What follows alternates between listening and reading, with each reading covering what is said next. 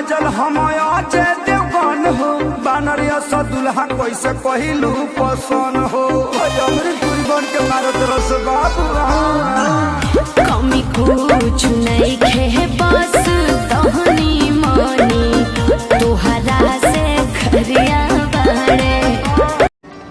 अरे वो सूट पहनकर आई थी मिलने, सुट्टा पीते हुए पकड़ी गई।